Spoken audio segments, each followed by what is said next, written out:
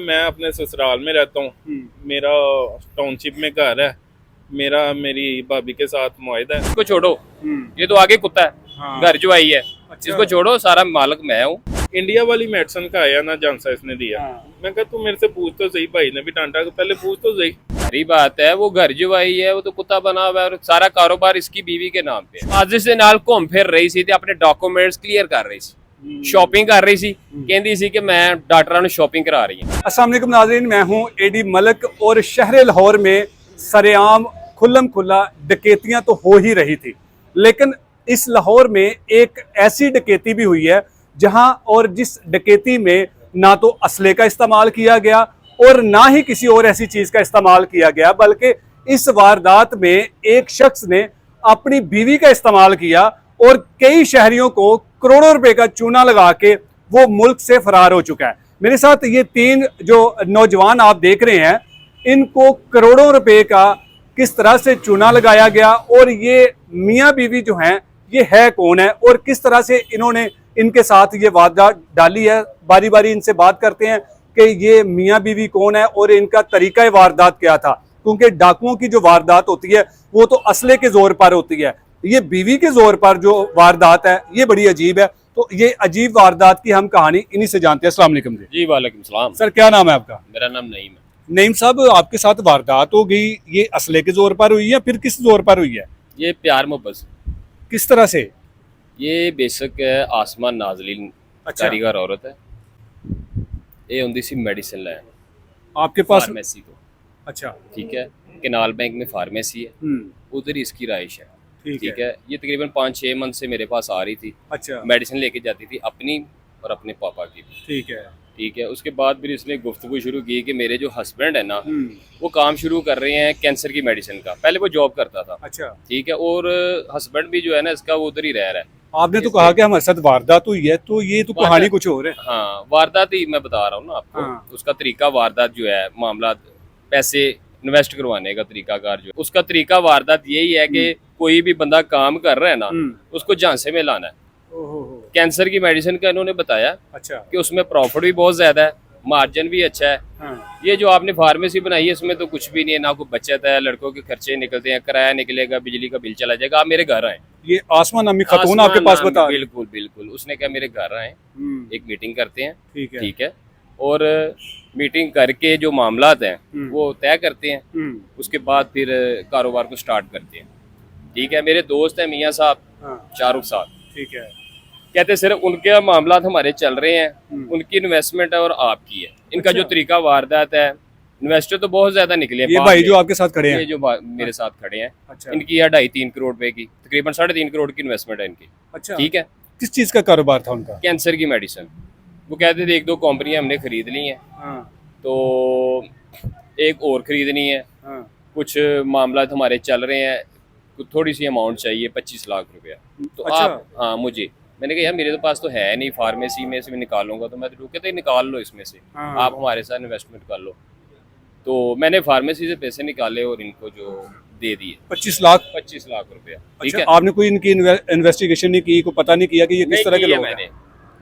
मैंने ये की, मैंने कहा यार इस बंदे के साथ मैं स्टाम्प कर रहा हूँ, इसके पास है क्या? यदि इसको छोड़ो, ये तो आगे कुत्ता है। घर जो आई है, इसको छोड़ो, सारा मालिक मैं हूँ, कंपनी की ओनर मैं हूँ, मालिक मैं हूँ, मेरे पापा मालिक है। ठीक है, इस घर की आसमा अपने शोहर के बारे में कह रही है? शोहर के बारे में सारी बात है। वो घर जो आई है वो तो कुत्ता बना हुआ है और सारा कारोबार इसकी बीवी के नाम पे है। शोहर का क्या नाम था? नवाजिश। अच्छा, उसको कह रही है कि ये तो कुत्ता है, घर जवाई है। घर जवाई कुत्ता ही होता है ना, तो वो कुत्ता ही था। तो वो फिर उसने कहा इसको छोड़ो। मैंने कहा फिर स्टाम्प आप मेरे साथ करें। कहती नहीं, इसको मैंने रखा हुआ, आप स्टाम्प इसके साथ कर लें। अच्छा। 10 लाख इसने कैश लिया, 15 लाख का स्टाम्प हो गया। बाकी कहती है मैं आपको चेक भी दे दूंगी। ठीक है। तो 1-2 मंथ बाद जो मामला करेंगे हम। अच्छा। 1-2 मंथ बाद इसने मुझे प्रॉफिट दिया। उसके बाद इसने कितना प्रॉफिट दिया 1-2 मंथ बाद? 25-30 हजार रुपया, 25 लाख के बदले? स्टार्ट, कोई फिक्स वाला काम नहीं था। ठीक है। फिर इसने कहा जी हम अब प्रॉफिट आपको तकरीबन 1 लाख 1.5 लाख आएगा।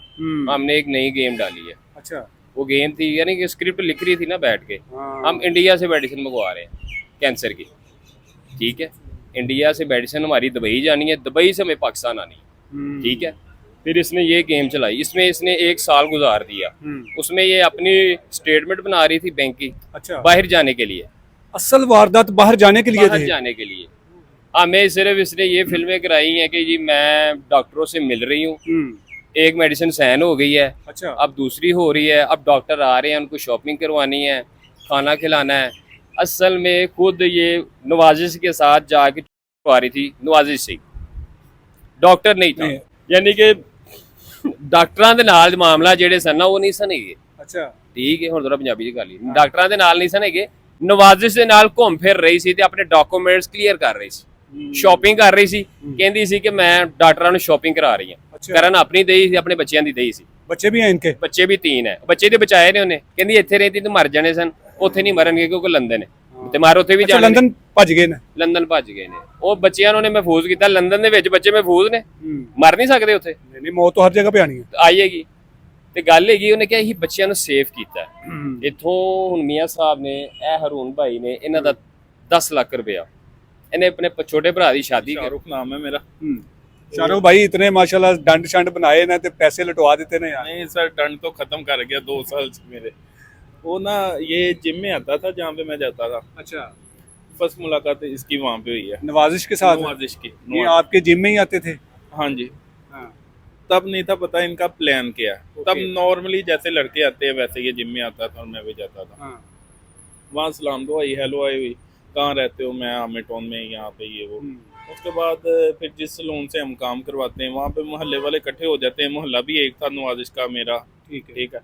वो सलून पे बैठना उठना हो गया, सलाम दुआ हो गई। फिर बाद में इसने वो लेफ्ट राइट से पूछना ये लोग कैसे हैं ये वो, क्योंकि जो बंदा मिशन पे हो या जिसने रिश्ता करना हो वो ही बंदा पूछता है। नॉर्मल यार दोस्त तो नहीं पूछते इनका मोहल्ले में कैसा है।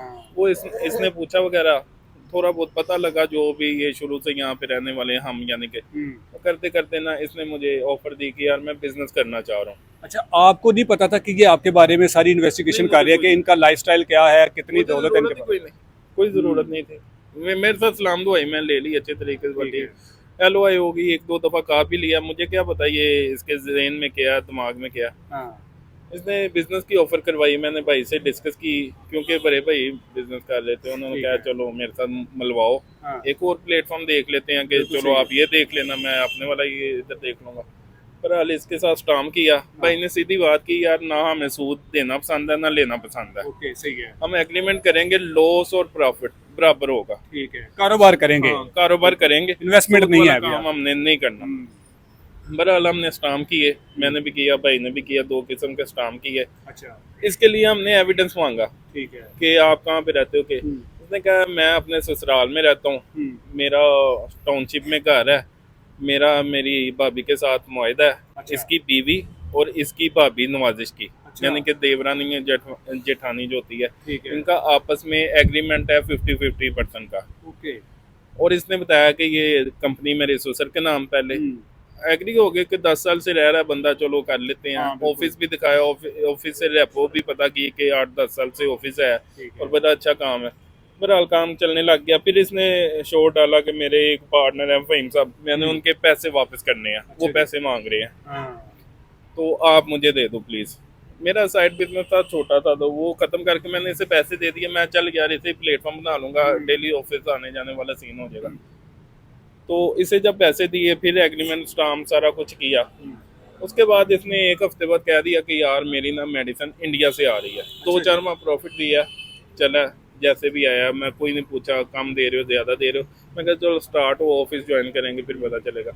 जब इंडिया वाली मेडिसिन का आया ना, जानसा इसने दिया, मैं कहा तू मेरे से पूछ तो सही, भाई ने भी डांटा पहले पूछ तो सही। बिल्कुल 7-8 करोड़ की। अच्छा, उस वक्त आपने इनको पैसे दे दिए थे और कितनी पेमेंट दी थी? सर उस टाइम तकरीबन भाई का भी 2 करोड़ के करीब होगा और मेरा भी कोई 70-80 लाख के करीब होगा तब। अच्छा। जब इसने इंडिया वाली मेडिसिन का ऑर्डर कर दिया, तकरीबन 3 करोड़ के लगभग आपने पेमेंट दे दी हुई ये दे दी थी। और उसके बदले में आपने कोई डॉक्यूमेंट्स को लिए हाँ, हुए वो थे? सारा कुछ हमारे पास स्टाम्प है, वॉइस मैसेजेस है, और जल्दी फोन नहीं था, वॉइस मैसेज पे ज्यादा बात करता था। अच्छा, तो बिजी इंसान था ना, बिजनेसमैन था, बिजी शो करवा रहा था ना अपने आप को।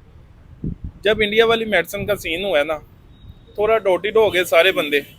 मुझे पता चला ये भाई ने भी दिए हैं, इसने भी दिए हैं। अच्छा। मैं कहा चल, मुझे ये भी आइडिया था कि इनके ज़हन में यही था कि शाहरुख के साथ इसकी दोस्ती, चलो हम भी थोड़ा थोड़ा कर लेते हैं। कभी पैसे देने से पहले ना आपको पता था कि इन्होंने पैसे दिए, ना आपको पता था कि इन्होंने दिए मुझे हुए? पता था। अच्छा। मुझे उसने कोई 6 माह बाद बताया, इसने भी बता दिया था, उसने भी बताया। मैं यार तू जान और वो जाने, मेरा तेरा चल रहा है, मुझे किसी की इंटरफेरेंस अपने काम में नहीं पसंद, ना मैं किसी की करता हूँ। क्योंकि एक प्योर बिजनेस वही होता है कि आपस में लेन देन करो और एग्रीमेंट करो, जो सुन्नी तरीका होता है, हम वैसे कर रहे थे। और इंडिया वाली मेडिसिन जब लेट हुई है ना, इसने भी मुझे कहना कि यार पैसे नहीं दे रहा, इसने भी कहना। और दोस्त मेरा था, भाई ने भी कहना यार, मैं भाई को कहता है यार तू गुस्से में आता है ना डांटी ये वो फिर अपनी वाइफ को ले आया हमारे घर। अच्छा। हाँ, जिसे ये कारीगर औरत कह रहे हैं वाइफ को ले आया। फिर भाई ने कहा कि 2 माह है शुक्र करें वो असला नहीं लेके आया, अभी वाइफ को लेके आया। सर, ये ज्यादा खतरनाक, अच्छा, ये ज्यादा खतरनाक। वो भाई कह रहे हैं कि वो असला ही था। और यही होता है कि बड़े यही कहते हैं कि धी भैन नु ले आया, चलो यार इन्हें महीना दे दो, 2 दे दो, ज्यादा से ज्यादा क्या कानूनी कार्रवाई होती है। अच्छा, आपने तो सुना है कि गाड़ियाँ शड़ी भी उनको दी हुई थी, वो यशी कर रहे थे आपकी इसीलिए गाड़ियों पे। उसने मुझे बोला ना कि मैं गाड़ी सेल कर दी है। मैंने कहा यार बड़े मारे गरीबां दी रोजी लगी है, ए मेरी गाड़ी ले ले, ठीक है। जिन्नी देर तक मेडिसिन नहीं आती तो मेडिसिन निकलवा। गाड़ी 3 माह मैंने उसे दी, पहले ग्रैंडी दी, फिर स्विक दी। शुक्र करें उसने आपकी गाड़ी नहीं सेल कर दी। बस अल्लाह का करम है, कुछ तो बचा। उसके बाद फिर उसने मुझे बोला है कि डॉक्टर आ रहे हैं, पहले मेडिसिन छुड़वानी है, फिर उसकी ड्यूटी भर गई है, वो पेमेंट भी मैंने दी, मेडिसिन छुड़वाने की भी मैंने दी, और उसके बाद डॉक्टरों को विजिट करवाने की भी मैंने दी, और उनके स्टे और शॉपिंग की भी मैंने दी। इस वजह से उसका मैंने कोई एग्रीमेंट और स्टाम्प नहीं किया, वो इसलिए दी कि यार हमारे फंसे पैसे निकल आए, उससे इसका घर भी चले, क्योंकि ये भी मोहल्लेदार था, इसका घर भी और मेरा भी।